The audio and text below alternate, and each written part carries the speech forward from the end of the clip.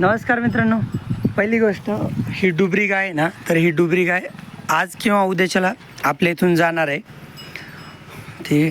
आणि दुसरी गोष्ट, ओमला कोणते कोणते गुरं मारतात ते मला व्हिडिओमध्ये सांगा म्हणून कमेंट आली. तो ओमला सर्जा मारतो, वृंदा मारते, गंगा मारते ओमला, आणि ह्याच्यातली स्टॅलिन मारते ओमला, काबरी मारते ओमला, आणि हिरे आहे ना, तर हिरे आणि शुभश्री दोघं मारतात ओमला. जे ते 2, 4, 6 एक 6, 7, 8 जनावरं मारतात ओमला. म्हणजे कसं आहे, त्या गुरांचं जरा त्यांना लहान मुलं आणि नवीन जमतच नाही. म्हणजे त्यांनी मारलेलं ओमला एकदा वृंदानी गंगाने, तर त्याच्यामुळे, आणि स्टॅलिनने ती बगिरा होती ना, तर ती बगिरा पण ओमला मारायची. तर ते काय गुरं ओम लहान पण होता ना मागच्या वेळेस, तर त्याच्यामुळं काय गुरं मारतात ओमला, आणि सर्जा पण मारतो. आणि परत तिसरी गोष्ट की ह्या धनश्रीची जागा बदल म्हणून कमेंट आली होती, कारण की डोकं त्या दोन्ही झाडांच्या मध्ये अडकवते, पण तिला आता डोकं अडकवताच येत नाही, कारण की मी खाली विटा ठेवल्यात ना, तर त्याच्यामुळे तिला डोकं तिथं घेता येत नाही. आणि मध्ये 2 वायर, दोन्ही झाडांना वायर गुंडाळ आहे, तर त्याच्यामुळे तिला आता मध्ये डोकं लावता येत नाही तिथं दोन्ही झाडामध्ये. तर त्याच्यामुळं धनश्रीला हीच जागा राहून देऊ, कारण की दुसरीकडे जागा बदलली ना, तर ऊन भरपूर आहे, आणि इथं कसं आहे, इथं तिला ऊनच लागत नाही. म्हणजे सकाळी 7:30 वाजेपर्यंतच ऊन लागतं, मग त्याच्यानंतर तिला ऊन लागत नाही. तर त्याच्यामुळं आपण धनश्रीची जागा हीच राहून देऊ, कारण तिला दुसरीकडे बांधायला जागाच नाही, आणि ही जागा तिला चांगली सावली वगैरे. तर त्याच्यामुळं, आणि आता ती मान तिला अडकवतच येत नाही त्या दोन्ही झाडामध्ये, वायर गुंडाळे खाली विटा ठेवल्यात त्याच्यामुळं. चला, आणि आज आपली अद्रक लावायची चालू आहे. आपल्याला आंब्याचं शेत आहे ना, तर त्याच्या बाजूच्या शेतात जिथं आपला हरभरा होता ना, तर तिथं अद्रक लावायची. तर आज अद्रक लावायची चालू आहे, पण मी तिकडे जाणारच नाही, कारण मला घरीच गुरांचं काम आहे. मी आताशी गुरांना नेपेर खायला टाकलं आहे. मला तळ्याकडे जाऊन तळ्याकडल्या शेतातून ऊस आणायचं आहे. आणि आज आभाळ आले बरं का, म्हणजे पाऊस येणार आहे. पावसाळ्याची सुरुवातच होणार आहे 10-15 दिवसात. तर सुरुवातीला असंच वातावरण राहतं, म्हणजे आभाळ येतं, एक तर भरपूर ऊन पडतं, नाही तर आभाळ येतं, थोडंसं नॉर्मल वारं सुटतं. तर हे बघा, आता सध्याला ऊनच नाही, पूर्ण आभाळ आलेले, तर असं सगळं वातावरण आहे. जवळपास आपले पण शेतातले कामं उरकत आलेत. पाऊस जवळ आले ना, आपलं मेथी घासाचं बी होतं ना, तर ते बघा बी धरून झालं आहे, थोडंसं बी पण काढले आपण. आणि हे उरलेले मेथी घासाचे उरलेले झाडे ते गुरांना खायला आणलेत. तर अशा काड्या मेथी घासाचे उरलेले आहेत, बी आपण काढून घेतले. मेथी घासाचं बी कालच काढून झाले. आपलं काटवणातल्या शेतातलं ताग होतं ना, तर त्याचं पण बी काढून झाले. जवळपास 2 क्विंटल आपल्याला तागाचं बी झाले काटवणातल्या शेतातलं आणलं. चालते इकडं. गुरांचं कसं ना, लयच अवघड असतं, कधी गोठा बदलेल सांगताच येत नाही. आता डुबरीला काय माहिती ती किती ते इथं किती दिवस आहे, तिला काय माहिती. ही लय लांबून आली बरं का. ही मला वाटतं बहुतेक ही गुजरातवरून आली काय की ही डुबरी. गुजरातमधून अगोदर ठाणे का पालघर अशी कुठं तिकडचेच का वापी अशी कुठल्या तरी एरियात होती बरं का, तिकडच्या वापीकडच्याच. तर परत म्हणजे तिथून तिथं आली, तिथून आपल्याकडे आली, आपल्याकडून परत आपण एक वर्ष 6 वर्ष सांभाळलं आहे. मग त्यानंतर परत दिली होती, परत आपल्याकडे आली, परत जाणार. गुरांचं लयच अवघड असते, कधी कुठे येतील सांगता येत नाही, आणि कधी दुसऱ्या गोट्यावर जातील हे पण त्यांना माहीत नाही. एखादं म्हणजे थोडेसेच असे लक्की गुरं असतात ना, जे की एका गोट्यावर आले ना, तर त्याच गोट्यावर राहतात. जसं की आपला विजय आपण घेतला ना, तर शेवटपर्यंत आपण सांभाळला. त्याच्या अगोदर आपले काळे बैल होते, तर ते पण आपण घेतले, शेवटपर्यंत सांभाळले. तर तसं म्हणजे काहीच लक्की गुरं असतात की, आणि ते लक्की माणसं पण असतात की जे गुरांना एकदा घेतलं ना, तर शेवटपर्यंत सांभाळतातच असं. आणि जास्त करून गुरं तर गोठे बदलतच राहतात. हा मालक झाला की दुसरा मालक, तिसरा मालक, असं करत. आपण डुबरी आणली ना, तर त्यावेळेस ह्या नंदिनी एवढी असेल बघा, बरोबर नंदिनी एवढीच होती ती. नमस्कार मित्रांनो, आज मोटरचं काम होतं ना, तर त्याच्यामुळे तळ्यावर आलो होतो. तर आता तलावाचं पाणी बघा आपल्या एकदमच कमी झालं आहे.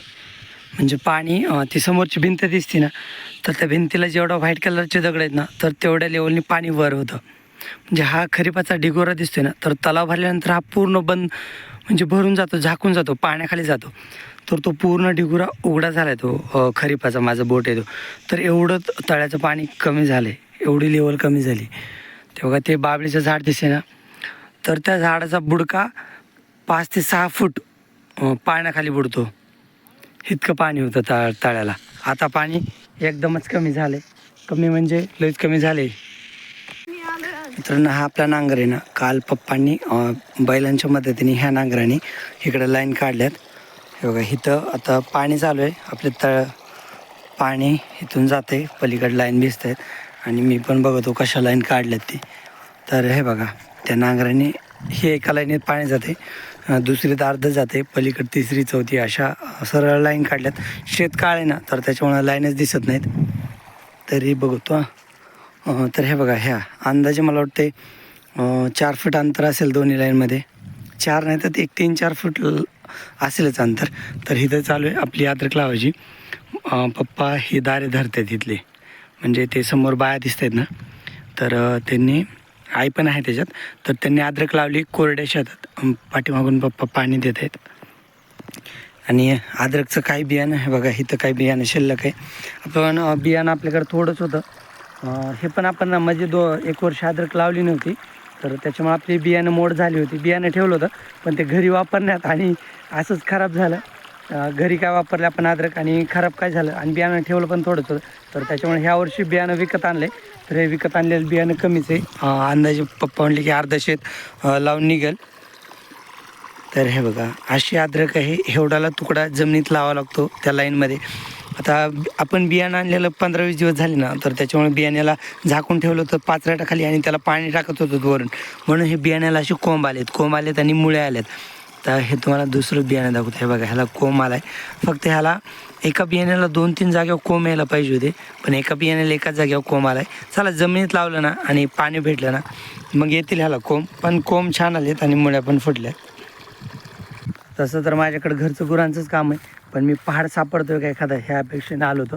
ओमला सोबत आलो होतो, तर पहाड काय मला सापडत नाही. अरे पाणी इकडला गेलं बहुतेक, गेलंच. ह्याच्यामुळे पाण्यामुळे मी लवकर आलो आहे. थांबा महाग लावतो, नळी महाग बसत नाही इथंच लावतो. थांब रे पाणी बस. तर तुम्हाला सांगतो, हे बघा मला असा पाड सापडला. मी गडबडीत कच्चाच आणला, म्हणजे अशा कलरचा आहे, छान आहे. आणि दुसरा एक सापडला म्हणजे ओम सगळ्या झाडाखाली फिरून आला होता. तर हे बघा हा दुसरा आहे. तर हे मी झाडावरून तोडून आणलेत. काय झालं, तो ओम तिकडंच होता पप्पासोबत ना, तर ओम सगळ्या झाडाखाली फिरून आला होता. तर मी 4 पाड सापडले, त्याच्यातले 2 ओमला दिले आणि 2 मी आणले. तर मी कसं आहे ना, खाली पाडं सापडत नाहीत मला. माझ्या अगोदरच ओमनी चक्कर मारल्या होत्या, तर मी झाडावर अपेक्षेने गेलो तर होतो, आणि मला थोडा पाड असेल ना असा तरी ओळख येतं लगेच. तर मग मी तसा पाड म्हणून तोडला. हे बघा थोडासा कच्चा निघाला, पण खायला बरं आहे, एवढा कैरीसारखा आंबट नाही, खायला चांगला आहे. फक्त हा एक 3-4 वाजेपर्यंत एकदम चांगला पकला असता, नाही तर उद्या सकाळपर्यंत. पण मी गडबडीत असाच तोडून आणला, गडबड मला तेवढी. आणि काय झालं, गडबड काय होती, इथल्या दाऱ्यावर मी पाणी खाली गेलं असतं, मग ढव झाला असता खाली, मग परत घरच्यांचे बोलणे, तर त्याच्यामुळे मी लवकर आलो. हे बघा आता पाणी मी हाय पाईप जोडून तिकडे समोर पाणी लावले. तर मित्रांनो मी आता आलो ऊसाच्या शेतात. पाठीमागे तुम्हाला ऊस तोडलेला दिसतोय ना, तर हे बघा हा ऊस तोडून ठेवला आहे.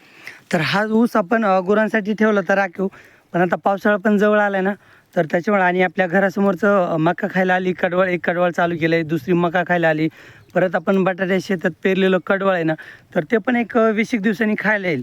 आणि आता पावसाळा जवळ आला आहे, उन्हाळा संपत आला आहे आणि आपल्याकडं खायला पण आहे.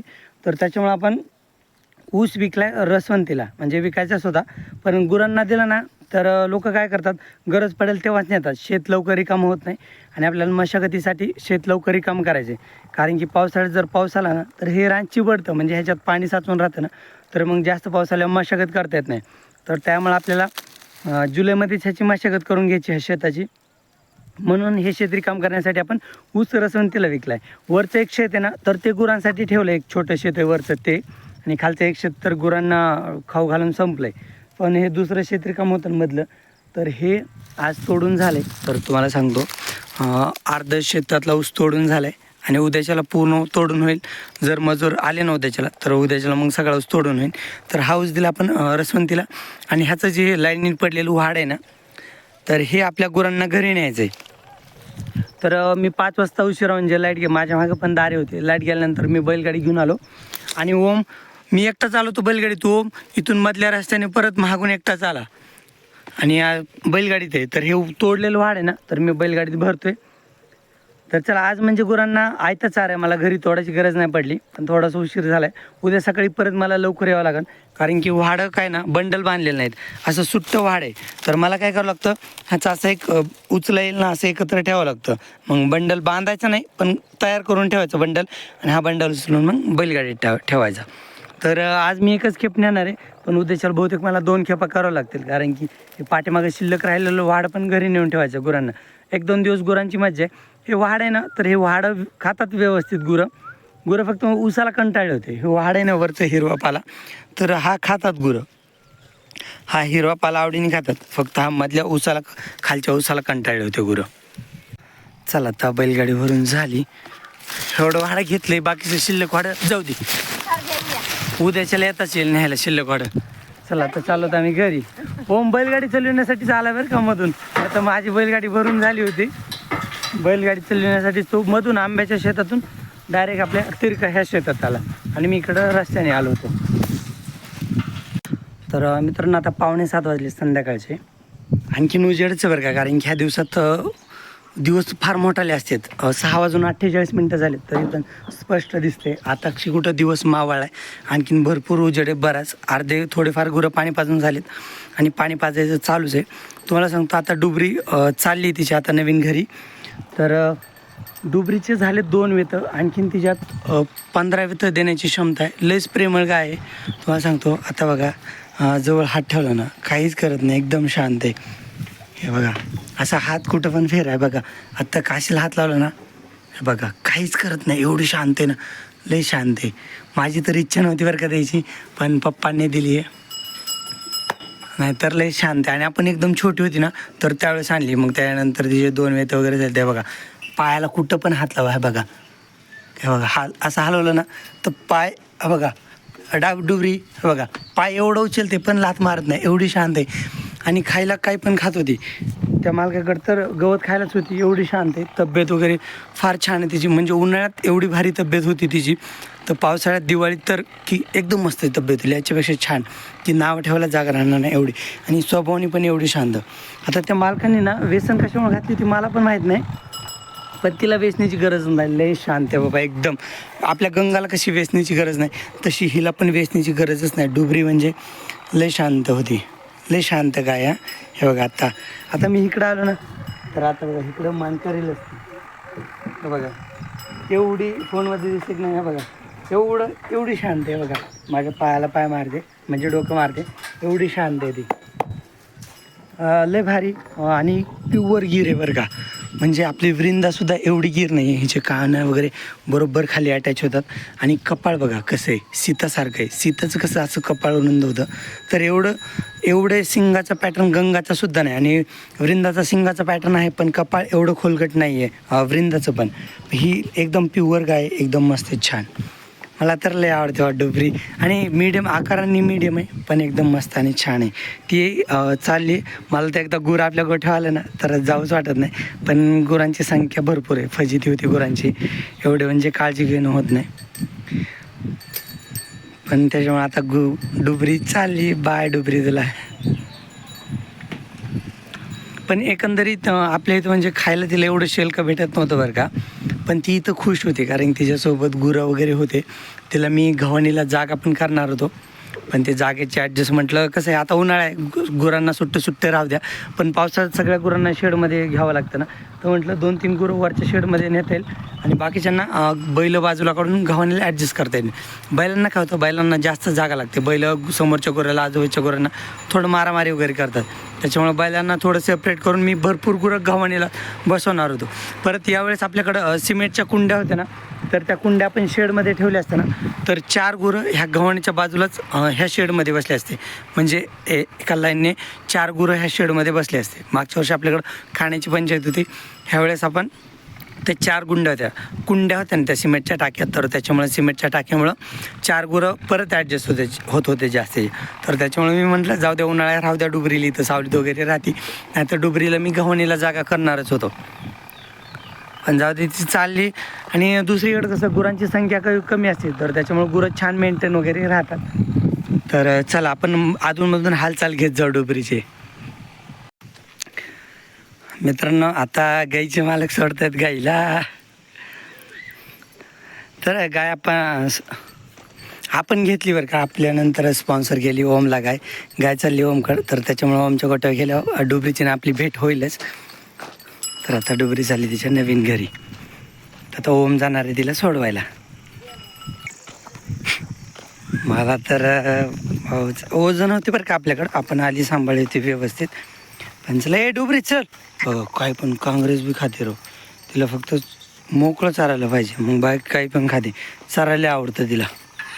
तब्येत वगैरे मस्त छान आहे. आता तिला आपण तो रिक्षामध्ये लोड करू एका जागेवर. हां घे पुढं. घाबरतोस तिथं तर कसं घाबरते मग तिला. नाही मारी चल घे.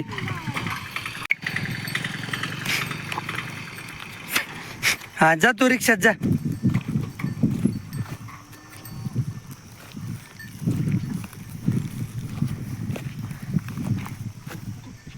तू सोड ना मग पुढं वर तिला. हा जा रिक्षात तू येते ती. हा रे हे करा फळका हे करायचं आहे का. सोड सोड तू खाली खाली फळ्या घेऊ थांब. डुबरी आहे. हा घे ना मधी. हा येते ती. चल म्हण तिला चल म्हण. हा चल पाय चल ती पुढं. दाव अडकून घाल तरी दावाचा फासा घे. दाव अडकून घ्यायच्यात आणि चल म्हण येते ती. हा ना रिक्षा जरा हिथला होता का खड्ड्यात ढकली जाऊ. गाय जरा बुटकी ना. हा ओढून घेतलं ना तसं. चल डुबरी. हाय डुबरी चल. कस असं मध्ये वड नाही तिला. चल ये डुबरी. आता कशी ती. चल डुबरी. अरे मागून दाव घ्यावं लागते का का रिक्षाची खाट्यात लावायचा थोडा. बरोबर आहे.